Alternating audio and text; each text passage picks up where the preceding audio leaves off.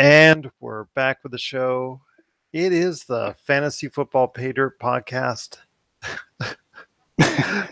Oh, come on. It's not that bad. I'm so sorry to everyone. You're hearing a grown man cry. This is Gerald Glassford, along with a guy that is beating me right now. In week 1 of the NFL, in the Fantasy Football League we're in. Oh, Gerald, I'm sorry, man. I'm sorry. When I said by 70, I meant me win by 70, not you. Not you. That's what it's shaping up as. It is shaping up as that for our fantasy football guru. It is my good friend. Still, even though it's kind of hard right now, it's a bitter pill to swallow. My good friend, Mr. Tyler Baker. What's up, man? At least I'm winning my other league. Hey, man, at least football's back. Real football that we can watch and enjoy. It's back. It is indeed, and already the warning sirens and siren lights have gone off. People are panicking right and left. I know a lot of people already on the chat boards and message boards and social media out there are already trying to figure out who they can steal, who they can trade, or who they can pick off the waiver wire. Your thoughts briefly on some of the things that are going on in week 1 of the NFL. We'll start off with some of the quarterback issues because that always seems to be at the forefront.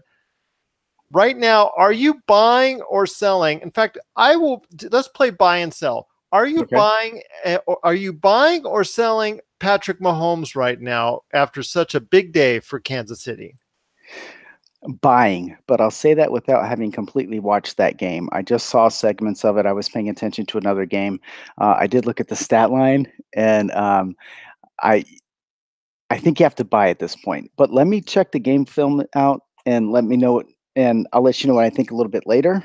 But there was a reason why they got rid of Alex Smith, and that's because Andy Reid had a lot of confidence in Patrick Mahomes, and he showed why today. Because he struggled mightily during not just necessarily the preseason, but in camp. He had a lot of issues connecting to his targets, but had no problem with Tyrone Hill today.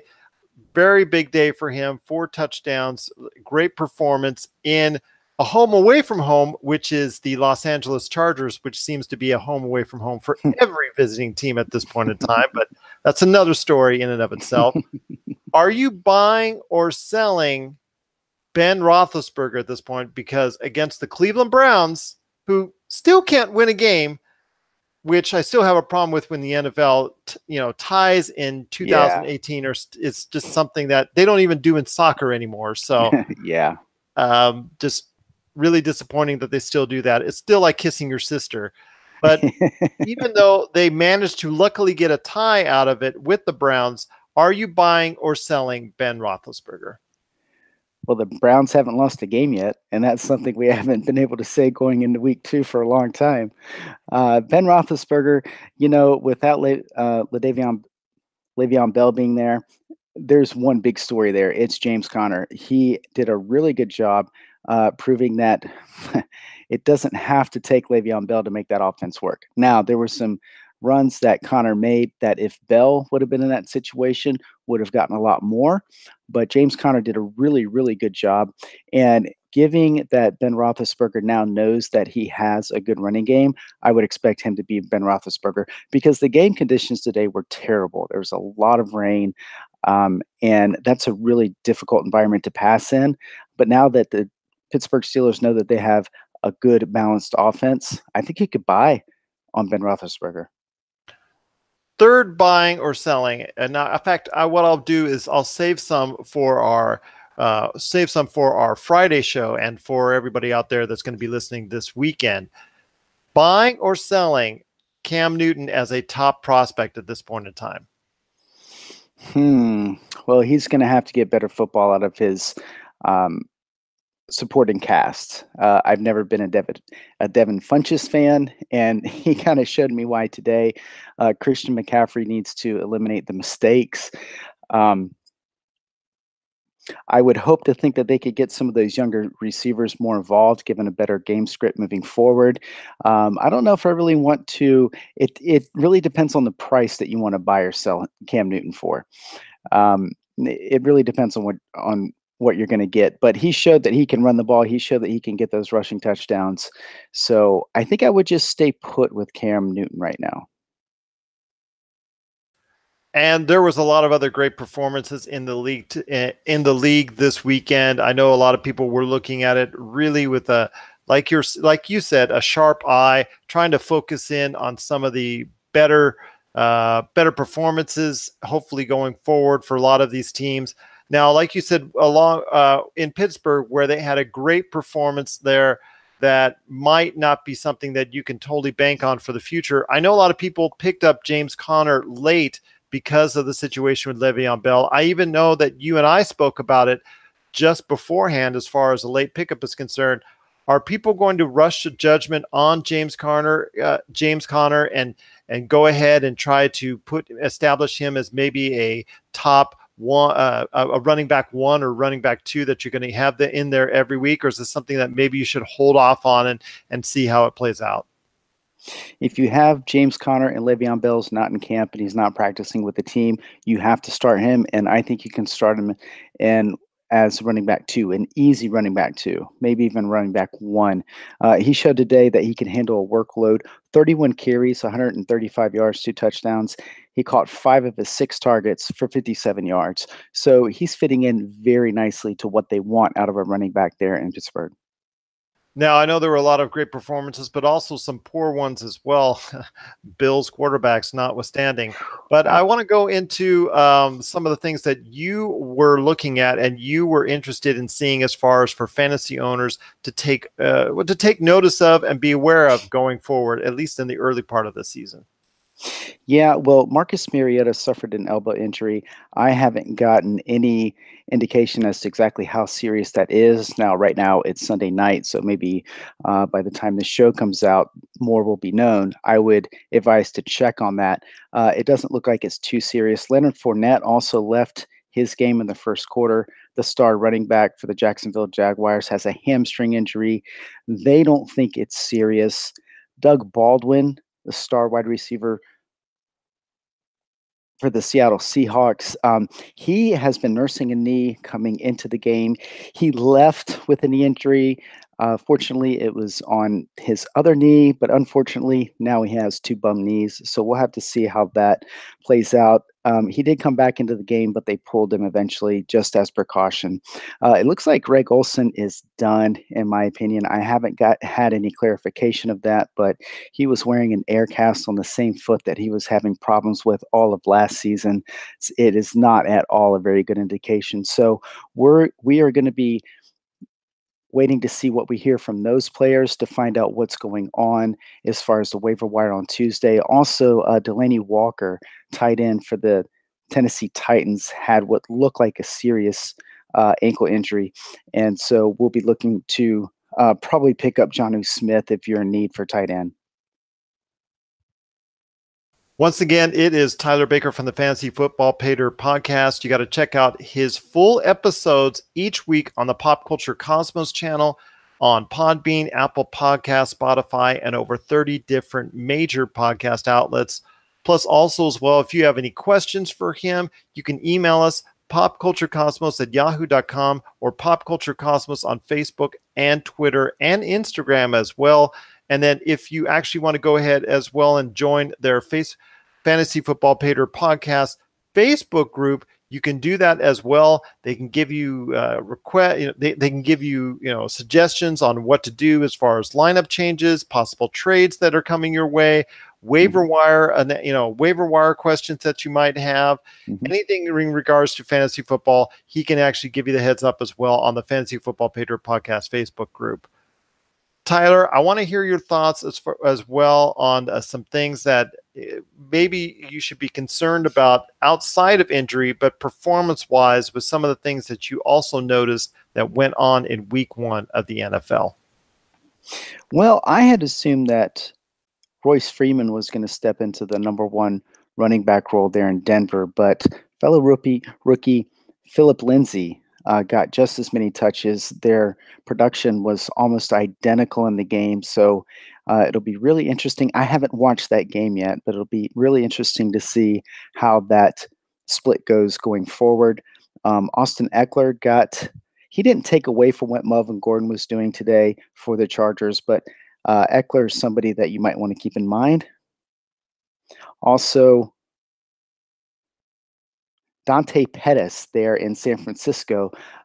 It was surprising how little Marquise Goodwin was used and how much Dante Pettis was used. It'll still be interesting to see how Shanahan molds that offense. Jimmy Garoppolo did not look good today, so they're going to have to figure some things out. And I would assume that in the next couple of weeks, we're going to see the emerging number one wide receiver in that Shanahan offense present itself.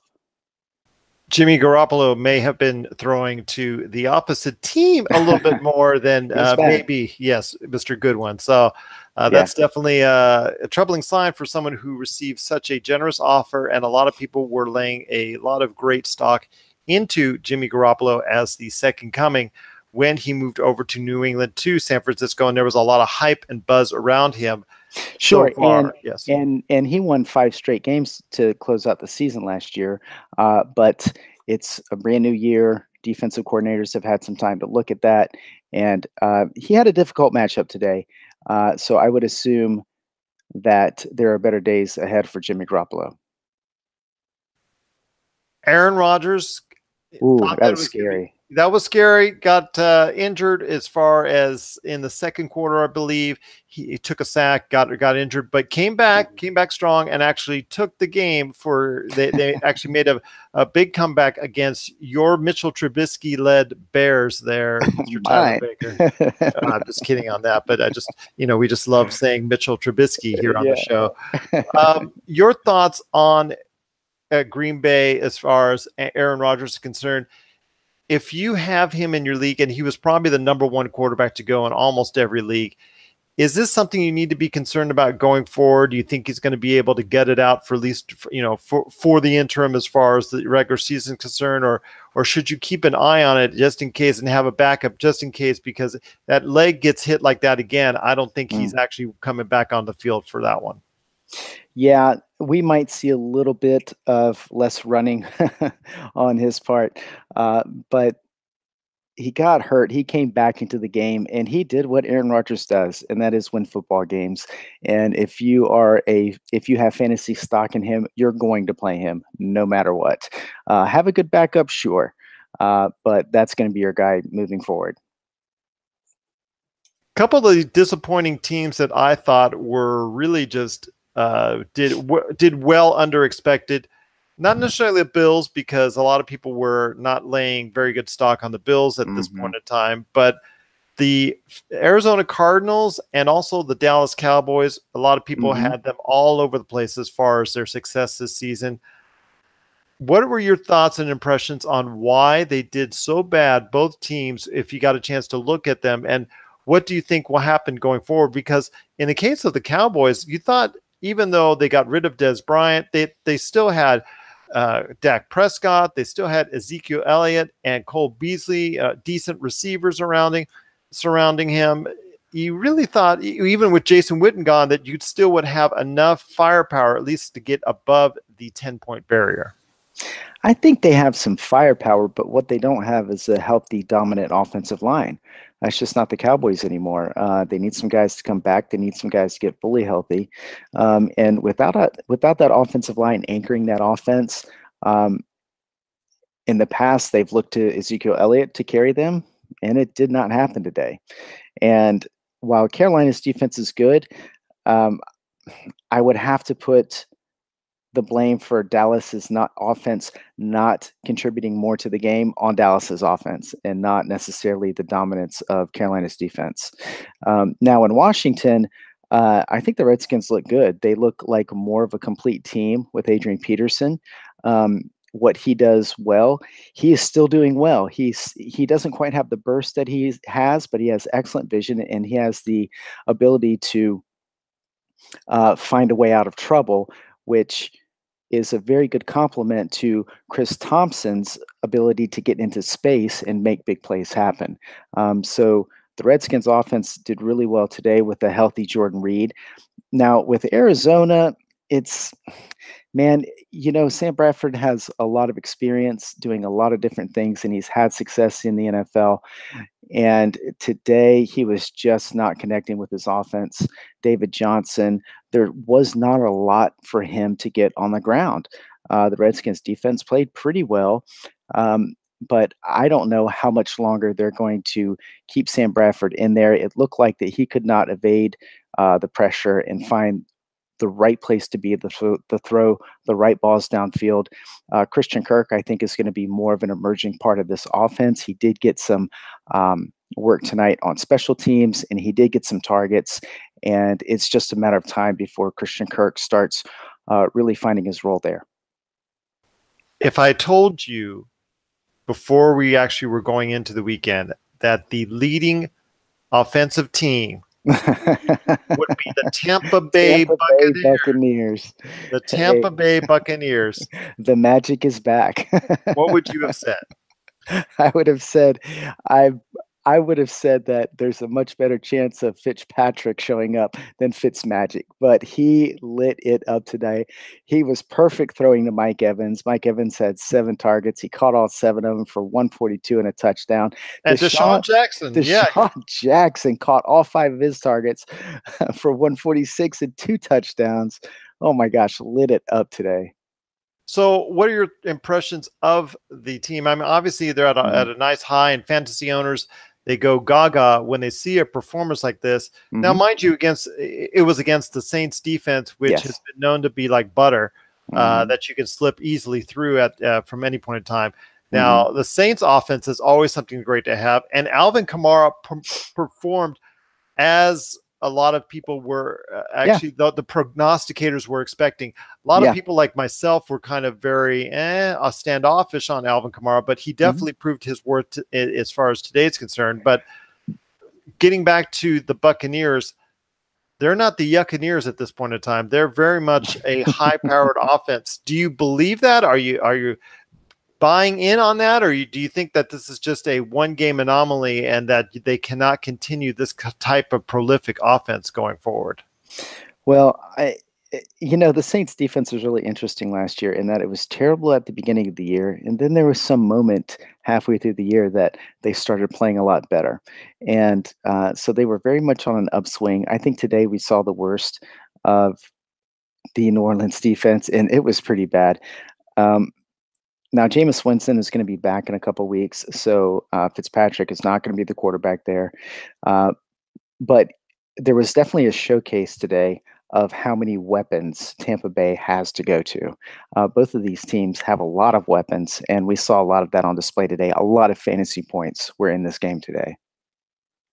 So you don't think Fitzpatrick is going to be able to hold on to the job once Jameis Winston comes back?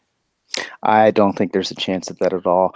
And as far as fantasy, I mean, if you're desperate, maybe if you lost Mariota today, maybe pick up Fitzpatrick, but there's not that much play you're going to get out of him before Jameis Winston comes back and takes that job.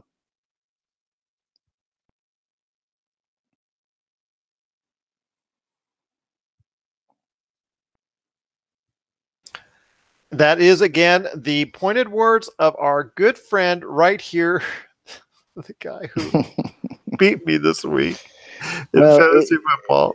You know what, though? It's not over yet. Oh, I'm hitting the panic button. And then we'll talk more about that because a lot of people are going to hit the panic button. But on our Friday program, we're going to be talking a little bit about not only should you not hit the panic button, but things that you can do to correct your team, because not everybody's going to have a 150, 160 point game like you did this past weekend, but a lot of people are going to be, panicking when they see only a 55 or 60 point output. We want to make sure that we're going to do some research into some options for you. And before we go ahead and say hit the panic button, definitely listen to our Friday show and hear some thoughts from you, my friend, on what some good steps that might happen before you hit the panic button. Yeah, I wouldn't be. I would be very cautious. This is the first week of the NFL, and we saw Thursday how it can kind of take a little bit of time to get into rhythm. So, there are some situations. Derrick Henry owners might be a little concerned about how much Deion Lewis got to play today, but for the most part, I think at this point you just need to relax and realize that guys have good games, guys have bad games. If you had Tyreek Hill on your league this week, you won.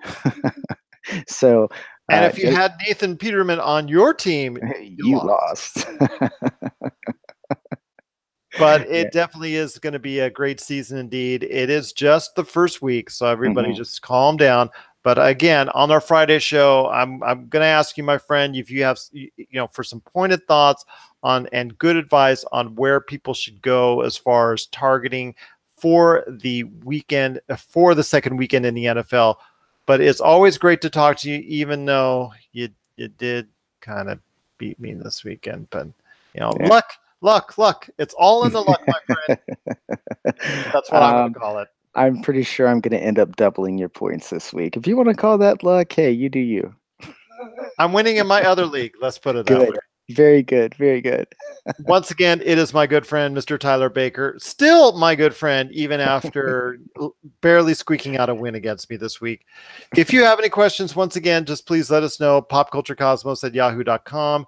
Pop Culture Cosmos on Facebook, Twitter, also as well on Twitter, Instagram, and so much more. But also as well, again, the Fantasy Football Pater Podcast Facebook group will tell you everything everything they know that about there's so many people there that can give you advice on what you need to do to make your fantasy football team go in the direction you want it to go in.